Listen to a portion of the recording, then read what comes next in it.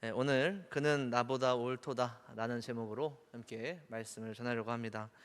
어, 우리나라 사람들이 전통적으로 굉장히 중요하게 생각하는 것들이 참 많이 있죠. 그 중에서도 족보와 가문은 참 오랫동안 중요하게 생각하는 그런 부분입니다. 물론 젊은 세대들이나 청년들이 뭐 족보라든지 뭐 가문 이런 것에 크게 관심이 있진 않겠지만, 사실 제 할아버지만 해도 집에서 족보를 펴서 매일매일 그 돋보기 안경을 끼시고 보시는 그런 분이셨어요. 족보 집에 있으십니까? 그거 되게 비싸더라고요. 그거 집에서 만들었는데 그날 할아버지가 너무 좋으셔가지고 이만합니다. 이만한 거 펴서 되게 두껍더라고요. 그 안경 끼고 계속 그걸 보시는 거예요. 그러니까 저희 할머니가 옆에 경쟁하듯이 이만한 성경책을 두시고 계속 보시면서 계속 잔소리 하시는 거예요. 그게 뭔데 그걸 하루 종일 보고 있냐고, 말씀 보라고. 저도 그걸 보면서 참 신기하더라고요. 참 저게 그렇게 좋을까? 그런데 우리의 뿌리가 어디에 있는지, 참 우리 가문이 어떤 가문인지, 우리 가문이 대대손손 우리 역사의 한 가운데서 어떤 일들을 했는지를 보면서 자랑스러워하고 기뻐하고 감사하는 그러한 모습들이 참 많이 있습니다. 그런데 한번 상상해 보십시오. 우리 가정의 족보, 우리 가문의 족보에 이런 사람들의 이름이 있는 거예요. 이름만 들으면 모두 다 알만한 흉악한 살인자, 혹은 이름만 들으면 알만한 희대의 바람둥이, 혹은 시아버지와 바람난 며느리. 그러니까 이런 이름이 우리 족보에 있다고 생각해 보십시오. 뭐 그 족보를 펴보면서 자랑스러워하고 만나는 사람마다 우리 집은 이런 가문이야 라고 여러분 얘기하실 수 있으시겠어요? 그럴 수 없죠. 그죠? 그러니까 그 족보, 그런 가문이라면 그 사람들의 이름을 끝까지 숨기고 싶을 거예요. 절대 들키지 않도록 족보를 펴보지도 않겠죠. 소개하지도 못하고. 제가 이 이야기를 왜 하냐면, 오늘 이런 상황이 오늘 이스라엘 백성과 유다 지파에게 닥친 상황입니다. 사실 이스라엘 백성은 어떤 백성입니까? 하나님께서 직접 그들을 선택하셔서 부르신 백성, 애굽에서 놀라운 기적으로 그들에게 복을 주셔서 광야 가운데로 불러내신 그런 백성. 그 백성들 가운데서 유다 백성은 어떤 백성이죠? 가장 많은 인원수를 차지하고 있었어요. 가장 영향력이 컸죠. 그냥 인원수만 많은 것이 아니라 그들에게는 자긍심이 있었습니다. 명예가 있었어요. 어떤 자랑이 있었냐면, 그들에게는 물려 내려오는 약속이 있었죠. 창세기 49장 10절에 그들이 받은 약속은, 예언은 이런 것입니다. 규가 유다를 떠나지 아니하며 통치자의 지팡이가 그 발 사이에서 떠나지 아니하기를 실로가 오기까지 이르리니 그에게 모든 백성이 복종하리로다. 죽을 때에 야곱이 유다에게 한 축복입니다. 그들은 광야 가운데에서 그러한 마음이 있었을 거예요. 우리는 선택받은 민족 중에서도 선택받은 지파일 거야. 그렇게 우리 가운데 하나님께서 분명히 왕을 주신다고 했고, 우리 가운데 정말 구원자 메시아를 주신다고 약속하셨으니 우리는 얼마나 그런 능력 있는, 또 존귀한 사람들인가. 또한 그 광야 가운데서 하나님께서 그들을 광야 가운데에서 계속해서 이끄실 때에 그 광야가 참 걷기 쉬운 그런 곳은 아니잖아요. 물론 하나님께서 임재하시고 그들에게 구름 기둥, 불 기둥, 그다음에 성막으로 함께 하시면서 놀라운 기적과 이적을 보여주시면서 그들에게 힘과 능력을 공급하시지만, 그렇다 할지라도 광야의 길은 인간적으로 볼 땐 너무나도 고생스러운 길입니다. 그런 길을 거는데 하나님이 그들에게 이렇게 얘기하시면 얼마나 좋겠어요. 맞아, 너희들이 생각하는 것처럼 정말 너희들 존귀한 사람들이야. 야, 내가 너희들의 조상인 유다를 봤는데 그 유다 참 기가 막히게 순종적이고 성실하고 거룩하면서 참 좋은 사람이었어. 그러니 너희들도 참 존귀한 사람이지 라고 얘기하시면 그 광야의 길을 걷는데 얼마나 도움이 되겠어요. 힘이 나지 않겠습니까? 조금 힘들어도 그래, 우리가 어떤 사람인데, 우리가 어떤 민족인데 라고 생각하면서 걸을 수 있겠잖아요. 그런데 오늘 하나님께서 절대 지워지지 않는 하나님의 말씀 가운데에 새겨놓으신 유다에 관한 이야기, 유다의 지파, 유다의 조상인 유다, 이스라엘 백성들의 자랑인 그 유다는 과연 어떤 사람인지를 절대 지워지지도 잊혀지지도 않게 성경에 적어 놓으셨다는 것이죠. 그것도 아주 끔찍하게 말이죠. 과연 하나님께서는 굳이 이스라엘 백성들에게, 유다 지파에게 이렇게 말씀하실 필요가 있으셨을까요? 그들에게 왜 이런 말씀을 하시고, 그들은 광야 가운데에 가나안 땅으로 들어가는 그 길 가운데에 계속해서 이 말씀을 기억하고 입으로 전하며 서로 전해야 할 참 이 난감하고 민망한 상황, 그들은 도대체 왜 이를 겪어야 하겠습니까? 그 안에 하나님이 어떤 뜻을 심어 놓으셨을까요? 오늘 그것을 알기 위해서 이 사건을 우리가 조금 더 자세히 살펴보려고 합니다. 오늘 우리가 읽을 유다와 다말의 사건은 이제 유다가 자신의 형제였고 막내였던 요셉을 팔아넘기고, 노예 상인에게 팔아넘기고, 자신의 아버지인 야곱에게는 요셉이 죽었다라고 속인 그 사건이 있은 이후에 일어났던 사건입니다. 그 사건이 있고 난 이후에 이 유다가 어떤 일을 하였는지를 창세기 38장 1절 2절에서는 이렇게 얘기합니다. 그 후에, 그 일이 있은 후에 유다가 자기 형제들로부터 떠나 내려가서 가나안 사람 수아라 하는 자의 딸을 보고 그를 데리고 동침하니, 그 이후에 아들들 셋을 낳은 이야기가 이어지죠. 자, 유다는 지금 어떤 상황인 거죠? 무엇을 하고 있는 것이죠? 원래 그는 형제들과 같이 있었고 아버지와 함께 있었습니다. 그런데 그는 그곳을 떠나기를 원했죠. 떠난 이유는 분명합니다. 오늘 말씀에 드러나죠. 그는 자신의 마음대로 살고 싶었어요. 하나님께서 그들에게 주신 명령, 그 하나님의 백성으로서 그들이 지켜야 할 여러 가지 경건과 거룩의 법들, 그 가운데에서 그는 벗어나길 원했습니다. 그래서 그가 형제들로부터, 아버지로부터 벗어나가서 가장 먼저 한 것이 가나안 사람인 여자와 결혼한 것이에요. 성경에는 그 이름이 나오지 않지만 가나안 사람인 여자와 유다가 결혼을 했습니다.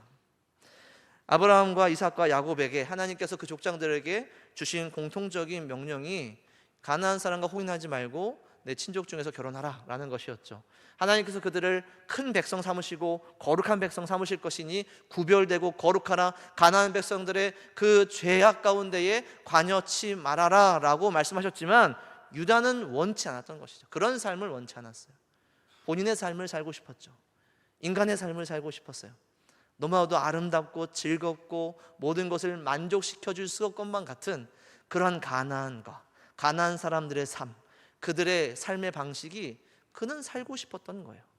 그러니 형제들을 떠나서 그는 가나안, 하나님의 백성, 야곱의 가족이 아니고 가나안 사람으로서 살기 시작했습니다.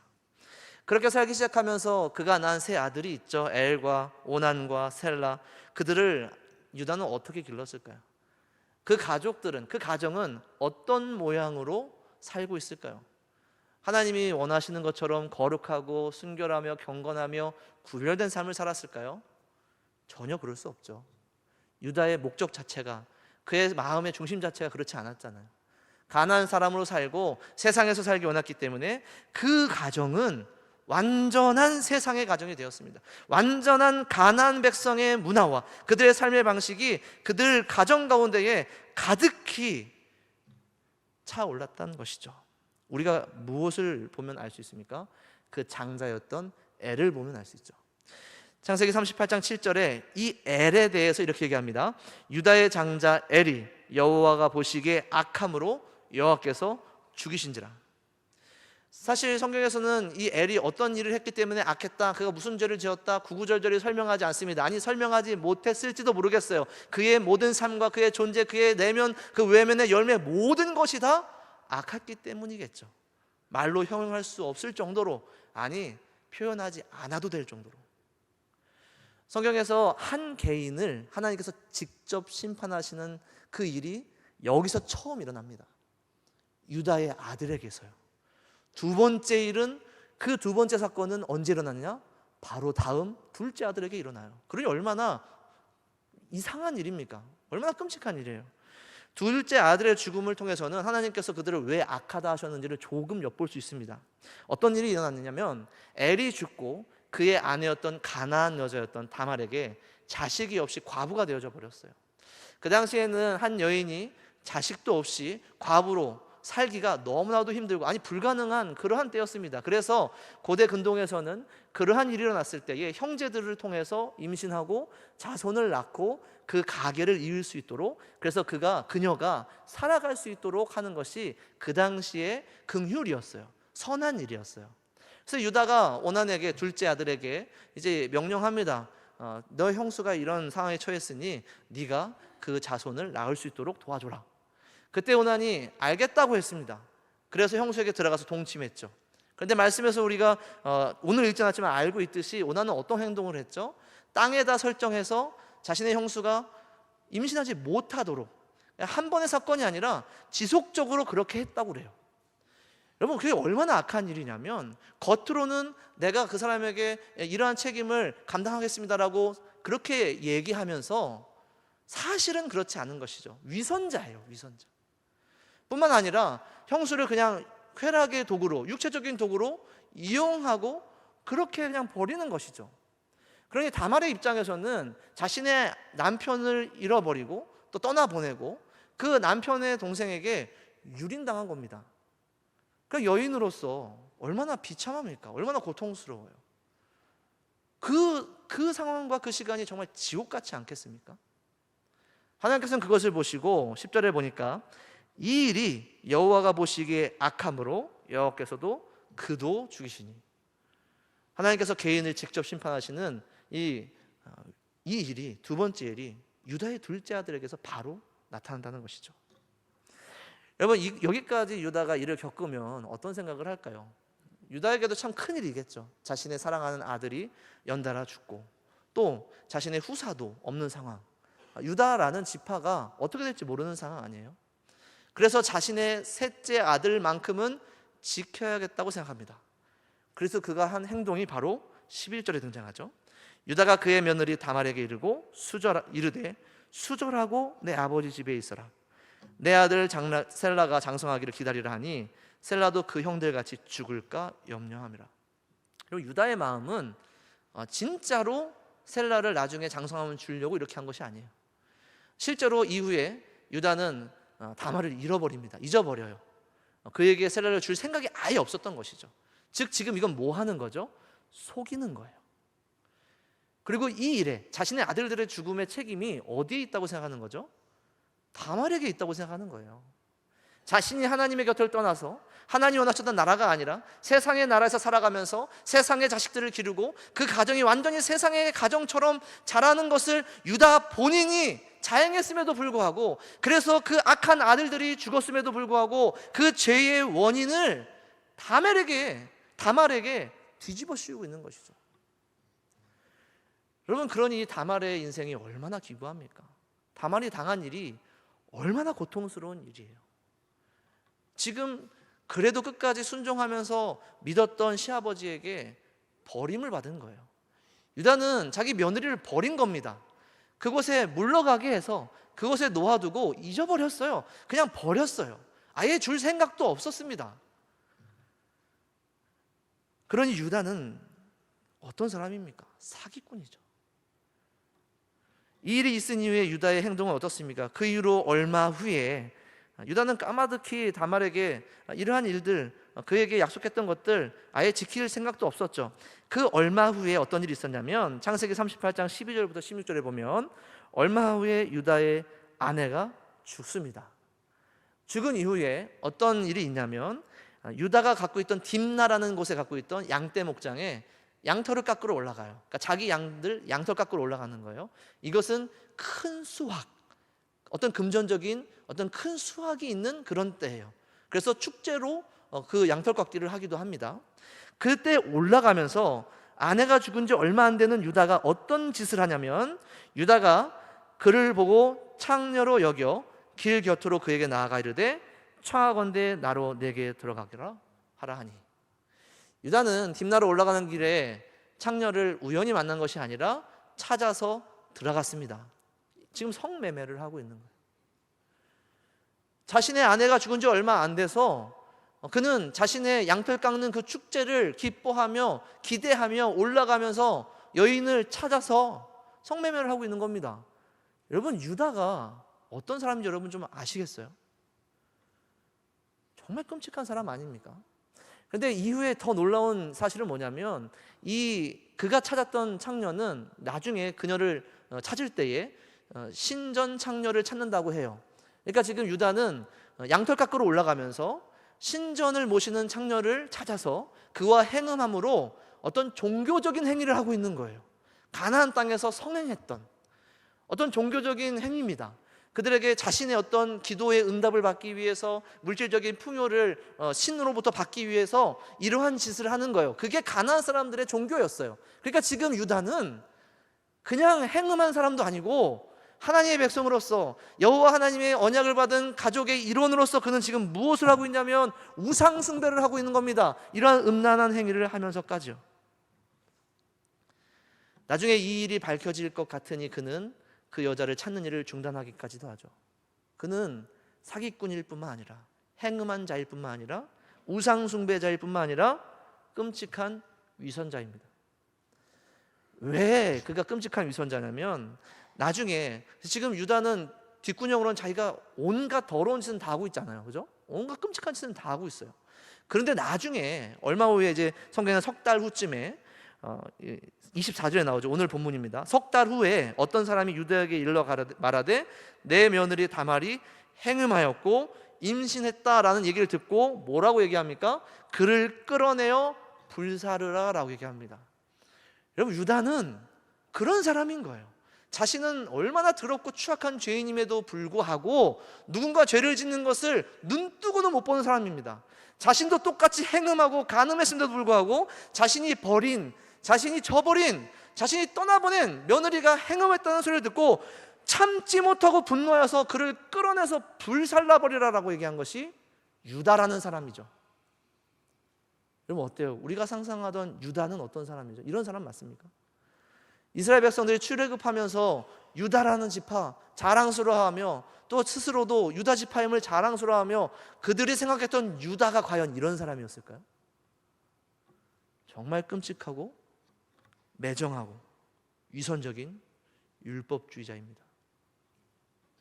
오늘 말씀에 정상적인 사람이 등장할까요? 그의 아들들, 또 유다. 어느 하나 정상적인 사람이에요. 정상적이라는 표현은 좀 잘못된 것 같네요. 어느 하나 의로운 사람이 없죠. 다 죄인들입니다. 다말은 어떻습니까? 그렇다면 적어도 다말만큼은 조금 좋은 면이 있기를 우리가 좀 기대가 되잖아요. 우리가 많이 보는 드라마 중에 그런 내용들이 있죠. 가난하고 착한 어떤 소녀가 이렇게 성실하게 또 착하게 자라가면서 이렇게 성공하는 그런 이야기, 그런 이야기들이 드라마에 많이 소재가 되고 있지 않습니까? 다말이 그런 여자인가요? 정말 끔찍한 일을 당하고 정말 처절하게 살았지만 끝까지 거룩과 경건을 지키면서 하나님 앞에 의로움을 보여준 여자가 다말입니까? 절대 그렇지 않죠. 다말은 이 모든 일을 계획하고 실행에 옮기고 성공한 여자예요. 어떤 일이냐면 자신이 유다에게 속았기 때문에 자신을 속인 유다를 다시 속여서 무슨 짓을 하더라도 나는 살아야겠다라고 생각한 것이 다말입니다. 자신에게 약속한 세라를 주지 않으니까 내가 잃어버린 것, 내게 약속된 것, 내가 손해본 것, 내가 시아버지를 속여서 그와 동침하더라도 그렇게라도 내가 아이를 얻어야겠다라고 생각할 것뿐만 아니라 그것을 실제로 실행에 옮긴 사람이 다말이에요. 얼마나 독한 여자입니까? 거기서 끝나는 것이 아니죠. 아주 철두철미하죠. 그 유다의 증표, 유다라는 증거, 그 증거, 도장과 끈과 지팡이를 받아서 3개월 동안 숨어있죠. 아이를 잘 기르면서 뱃속에서. 그리고 끝까지 그 일이 들켜서 사람들에게 끌려 나와서 불타기 직전까지 참았다가 아주 결정적인 순간에 사람들이 모두 함께 있는 그 순간, 절대 유다가 이 사실을 숨길 수 없는 그 순간까지 참고 기다렸다가 유다의 증거를 모든 사람들 앞에 공개하는 것이 바로 이 다말의 독함입니다. 그는 자기가 임신하고 있음에도 불구하고 그 자녀를 빌미 삼아서 이렇게까지 자기 자신을 지키는 여자인 거죠. 반드시 살아남겠다. 무슨 짓을 하더라도. 여러분, 오늘 이 말씀이 이스라엘 백성들에게, 유다 지파에게 무슨 힘이 됐을까요? 이 이야기를 들으면서 무슨 힘이 나서 광야를 걸어갈 수 있었겠습니까? 참, 야, 어떻게 이렇게 이런 사람들이 있지? 유다도 아직은 깨닫지 못했지만 곧 경험하게 됩니다. 자신들이 어떤 사람인지. 지금 이곳에서 표현되는 것은 끔찍한 죄인들이 만들어 놓은 지옥과 같은 세상입니다. 이곳에 있는 사람들을 한번 살펴보십시오. 유다든 다말이든 그의 아들들이든 모두가 다 자기의 쾌락이 우선이에요. 그것을 위해서는 누구도 속일 수 있고 무엇이든 빼앗을 수 있고 무슨 짓이든 할 수 있는 사람들이 이 사람들입니다. 타인의 절망과 슬픔은 별로 중요하지 않죠. 부모도 자식도 가족일지라도 더 중요하지 않습니다. 가장 추억하고 더럽고 입에 올리기 부끄러운 행음, 그런 죄악들도 사람들에게 들키지만 않으면 괜찮은 사람들이 바로 이 사람들이라고요. 오늘 유다는 절제절명의 순간, 그 순간에 이걸 목격한 것입니다. 유다는 분노했죠. 그래서 며느리를 주기로 했습니다. 그런데 며느리로부터 들어온 답은 충격적인 것이었죠. 이 도장과 이 끈과 이 지팡이의 주인이 누굽니까? 이 주인이 바로 이 아이의 아버지입니다. 라는 건 뭐죠?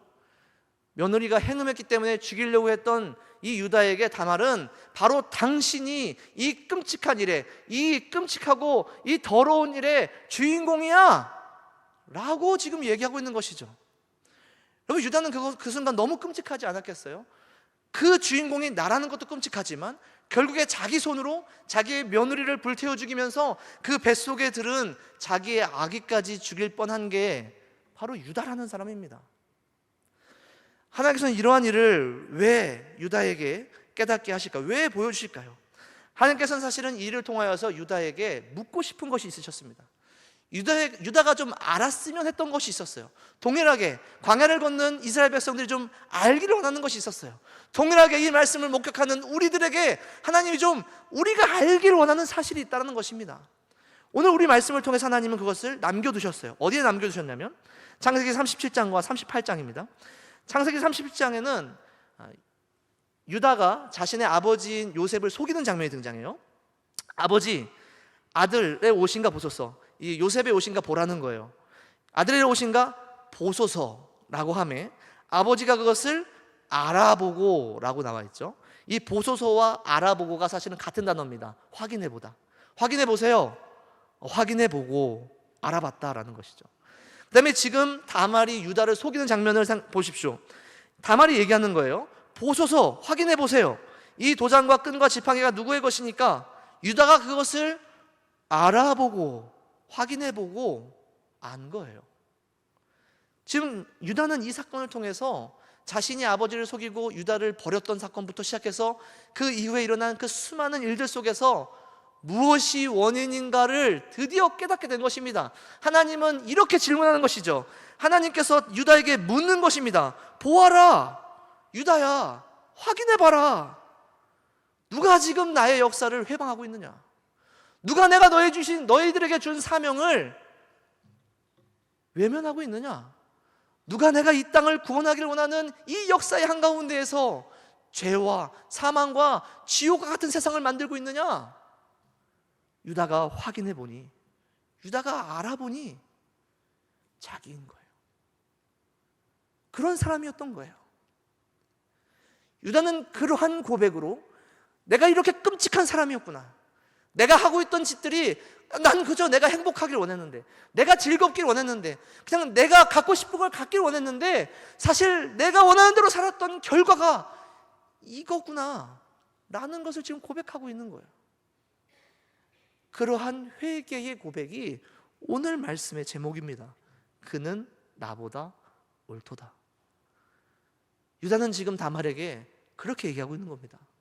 그녀가, 다말이 내가 버렸던, 내가 끔찍하다고 생각했던, 내가 부정하다고 생각했던 그녀가 나보다 옳구나. 나보다, 이 옳구나는 체데크라는 단어입니다. 나보다 의롭구나. 여러분, 다말이 의롭습니까? 의롭지 않죠. 유다는 지금 다말이 자기보다 도덕적으로나 아니면 하나님을 믿는 믿음에서 자기보다 의롭다 그런 얘기를 하는 것이 아닙니다. 오늘 확인해 보니 하나님의 역사, 하나님의 약속, 하나님이 이루시고자 하는 하나님의 나라, 하나님께서 끝까지 포기하지 않으시고 구원하시고자 하는 그 구속의 계획을 나는 계속 회방하였고, 나는 계속 위기에 빠뜨렸고, 나로 인하여서 그 모든 것이 흔들리고 있지만 다말 안에 있는 저 아이를 통하여 하나님께서 그 일을 지키셨구나. 다말도 유다도 그곳에 있는 그 어떤 사람도 하나님을 알지 못했고 하나님께 순종하지 않았고 하나님 앞에서 범죄하였지만 하나님께서는 그 지옥과 같은 세상에서 그 끔찍한 죄인밖에 없는 그곳에서도 하나님의 그 지혜와 능력과 하나님의 그 긍휼과 사랑은 반드시 하나님의 백성을 구원해내고 반드시 하나님의 약속을 완성해내어서 그곳에 그 지옥과 같은 땅에 하나님의 나라를 세워내시고야 만다라는 것을 유다는 깨달았던 것이죠. 그 다말을 보고요. 그러니 오늘 이 고백, 그는 나보다 옳도다라는 것은 자기 자신의 죄인됨을 깨달은 회개의 고백이면서 동시에 그 가운데에서 모든 걸 이루실 수 있는 하나님의 능력에 대한 감탄과 감사의 고백이라는 것입니다.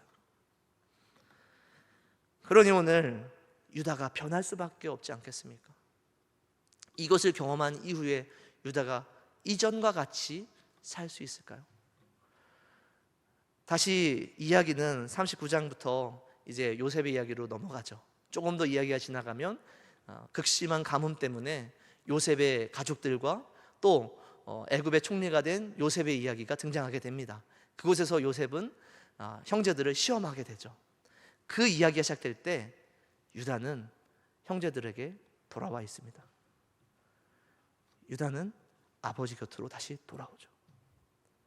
그가 외면했던, 그가 버려두었던 하나님의 일, 하나님의 뜻, 하나님께서 이루시고자 하는 약속하셨던 그 나라, 그 위기 속에서 유다는 돌아옵니다. 그리고 요셉에게 시험 받으면서 베냐민이 위기에 처하게 되죠. 베냐민을 잃어버릴 위기에 처하게 됩니다. 그때 유다가 요셉에게 한 말이 창세기 44장 33절에 나옵니다. 이렇게 얘기하죠. 이제 주의 종으로 자기를 얘기해요. 자신을 얘기해요. 이제 저 베냐민을 대신하여 제가 머물러 있게 해주세요. 내가 당신의 종이 되고 내가 당신의 노예가 되겠습니다. 제발 저 아이, 저 베냐민만큼은 그의 형제들과 함께 올려 보내소서. 여러분, 이게 변화된 유다의 모습이에요. 자신의 죄인됨을 깨닫고 하나님의 놀라우신 영광과 능력을 깨닫고 그 사랑과 그 신실하심을 깨달은 유다는 이제는 하나님의 일을 회방하는 자가 아니라 이제는 하나님을 떠나 자기의 마음대로 살면서 하나님의 약속을 회방하고 위기에 빠뜨리는 자가 아니라 그 약속을 지키는 자가 되었어요. 하나님의 백성들을 지키는 자가 되었습니다. 자기의 생명을 헌신하면서까지, 자기의 생명을 내려놓으면서까지 하나님의 약속하신 저 백성들만큼, 하나님의 사랑받은 저 백성들만큼, 내 형제들만큼은 지키겠다라는 그러한 사람이 유다라는 것이죠. 그렇게 변화받은 사람이 유다라는 것이에요. 그 순간 무엇이 그에게 옮겨졌겠습니까? 우리가 처음에 읽었던 약속 있죠. 그 약속은 그 이후에 이제 아까도 말씀드렸지만 야곱이 죽을 때에 유다에게 준 축복의 말씀입니다. 다시 한번 읽어볼까요? 규가 유다를 떠나지 아니하며 통치자의 지팡이가 그 바 사이에서 떠나지 아니하기를 실로가 오시기까지 이르리니 그에게 모든 백성이 복종하리로다. 아담에게 주셨던 약속, 아브라함에게, 이삭에게, 야곱에게 주셨던 내 백성을 내가 구원하겠노라, 내가 내 왕 메시아를 보내서 내가 반드시 내 백성을 구원하겠노라는 그 약속이 이제는 유다에게 전달되는 것이죠. 하나님의 능력을 경험하고 하나님의 은혜를 경험하며 나의 죄인됨을 깊이 경험하는 자들은 하나님의 약속과 언약 앞에서 엎드릴 수밖에 없습니다. 내가 그럴 만한 사람이라, 내가 정말 하나님께 선택받을 만큼 성실했지, 내가 말씀을 지켰지, 그래 난 그럴 만한 사람이야 라고 생각하는 사람이 아니에요. 하나님 앞에 엎드릴 수밖에 없는 사람이죠. 그리고 무엇보다 이 지옥과 같은 세상 속에서, 이 죄인들밖에 없는 세상 속에서 하나님이 반드시 자기 백성을 구원하신다라는 믿음, 하나님이 자기 나라를 반드시 완성하신다라는 그 믿음, 그러한 믿음이 있는 자들이 이렇게 희생하고 헌신할 수 있는 것입니다. 오늘 우리는 또 다른, 영원히 기억해야 할 또 다른 이야기가 있죠. 그것이 마태복음 1장에 담겨져 있습니다. 아브라함과 다윗의 자손 예수 그리스도의 계보라. 유다는 다말에게서 베레스와 세라를 낳고, 그 베레스는 통해서 살몬은 나압에게 보아스를 낳고, 그 자손 중에 또 다윗은 우리아의 아내에게서 솔로몬을 낳고, 마리아에게서 그리스도라 칭하는 예수가 나시니라. 할렐루야. 이 말씀이 우리에게 주시는 것이 무엇입니까? 그 이후에도, 유다와 다말 이후에도 수없이 하나님의 약속과 하나님의 나라를 위협하는 수많은 일들이 있지 않았습니까? 그럼에도 불구하고 하나님은 그 가운데에서 주 예수 그리스도를 우리에게 끝내 보내주셨다라는 것입니다. 하나님은 아까 우리 찬양 때 찬양한 것처럼 하나님의 때에 하나님의 뜻대로 모든 것을 이루신 분이라는 사실을 여러분 믿으시기 바랍니다. 그 믿음 안에서 오늘 우리도 기대할 수 있지 않습니까? 이 지옥과 같은 세상 속에서, 정말 끔찍한 죄인밖에 없는 이 세상 속에서, 심지어 나까지도 그런 죄인이지만은 그 약속은 이루어졌다. 그 약속은 또한 이루어질 것이다. 이곳에 하나님의 나라가 완성되고 하나님은 끝내 자기의 백성들을 완전히 구원하실 것이다 라는 믿음, 그 믿음이 오늘 우리를 살아가는 힘과 능력이 되기를 간절히 소원합니다. 그리고 예수 그리스도께서 이렇게 오셨다는 것은 그런 끔찍한 죄인을 구원하셨을 뿐만 아니라 그런 끔찍한 죄인의 가족이 되어주셨다는 거예요. 그 가족이 되어주셨다는 겁니다. 그리스도께서 끔찍한 죄인 같은 우리의 가족이 되어주셨다는 것을 깨닫고 그분의 은혜를 체험했다면 여러분, 우리는 그만 멈춰야 하지 않겠습니까? 유다처럼 하나님 곁을 떠나서 세상의 방식대로 세상의 삶을 살아가는 그런 마음들, 나의 즐거움과 나의 욕구와 나의 쾌락을 채우기 위해서는 무슨 짓이든 할 수 있는 세상적인 사람들의 마음들, 하나님을 알지 못하는 사람들의 마음들, 누군가 죄를 지을 때에 나도 그런 끔찍한 죄임에도 불구하고 그러한 죄인들을 보면서 분노하고 그들이 죽기를 원하는, 그들을 불살하기를 원하는 그런 끔찍한 마음들, 그럼 이제는 우리는 멈춰야 되지 않겠습니까? 그리고 대신에 오직 죄인들을 구원하시는 하나님의 열심과 함께 우리도 복음을 전하며 죄인들을 주께로 부르며, 또 이곳에 비록 지옥과 같은 세상이지만 하나님의 나라를 세우는, 교회를 세우는 그 일에 우리의 마음과 우리의 그 모든 생명을 드릴 수 있는 주님의 백성들 되시기를 간절히 축원합니다. 말씀을 맺도록 하겠습니다. 베드로 사도는 오늘 이 말씀의 진리를 이렇게 간단하게 이야기합니다. 그러나 너희는 택하신 족속이요 왕같은 제사장들이요 거룩한 나라요 그의 소유가 된 백성이니. 대단한 것이죠. 놀라운 것입니다. 긍지를 삼아도 될 그런 놀라운 것이죠.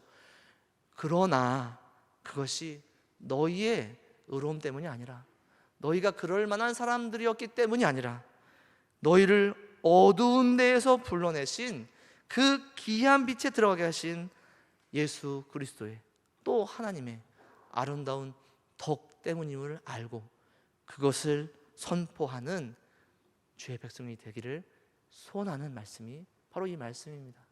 그러한 주의 백성이 되시기를 간절히 축원합니다. 기도하겠습니다.